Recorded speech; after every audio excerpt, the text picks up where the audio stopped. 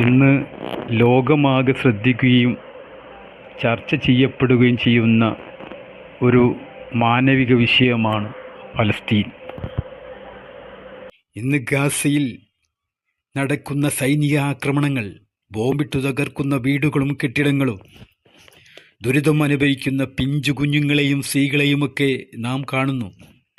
ഇതിൻ്റെ പശ്ചാത്തലത്തിൽ പലസ്തീനികളെ ജനതയ്ക്ക് അവകാശങ്ങളും സുരക്ഷയും ലഭിക്കണമെന്നുള്ള ആഗോള ഹൃദയത്തിൻ്റെ ആരവമാണ് ഉയരുന്നത്.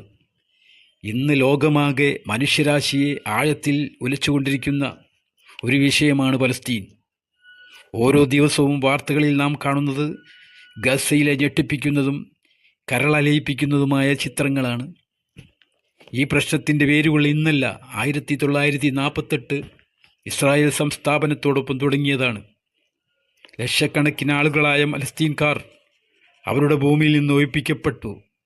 ഗാസ ഒരു ചെറുതായിട്ടുള്ള ലോകത്തിലെ ഏറ്റവും ആൾഭാരമുള്ള പ്രദേശങ്ങളിലൊന്നാണ്. അതവിടെയുള്ള 20 ലക്ഷത്തോളം ആളുകൾ തടവറയിൽ കഴിയുന്നവരെ പോലെയാണ്. ഭക്ഷണമില്ല, വൈദ്യസഹായമില്ല, കുടിവെള്ളമില്ല. 10,000-കണക്കിന് സ്ത്രീകളും കുട്ടികളുമടക്കം കൊല്ലപ്പെട്ടു. ആശുപത്രികളും സ്കൂളുകളും വീടുകളും മറ്റും ബോംബിട്ടു തകർക്കപ്പെട്ടു. ഇത് വെറും ഒരു ഭൂമിയുടെ പ്രശ്നമല്ല, അല്ലെങ്കിൽ 2 മതങ്ങളിലേക്കുള്ള സംഘർഷമല്ല. ഇതൊരു മാനവികതയുടെ പരീക്ഷയാണ്. ഒരാളുടെ ജാതി, മതം, രാജ്യം എന്നൊക്കെ ഒഴിവാക്കിയാൽ അവിടെയെല്ലാം നമ്മെ പോലെയുള്ള കുടുംബങ്ങളാണ് ജീവിക്കുന്നത്. നാം ചോദിക്കേണ്ടത് ഇത് തന്നെയാണ്. ഈ ലോകത്ത് ചിലർക്ക് സ്വാതന്ത്ര്യം സ്വാഭാവികമായി ലഭിക്കുമ്പോൾ മറ്റുള്ളവർക്കത് സ്വപ്നമാകുന്നു. എന്തുകൊണ്ട് ഒരേ ഭൂമിയിൽ ജനിച്ച കുട്ടികൾക്ക് തുല്യാവകാശമില്ല? ഈ പ്രശ്നത്തിന് പരിഹാരം മൗനമല്ല, നീതി, നിഷ്പക്ഷത എന്നിവയിലൂടെയാണ് പ്രശ്നപരിഹാരം.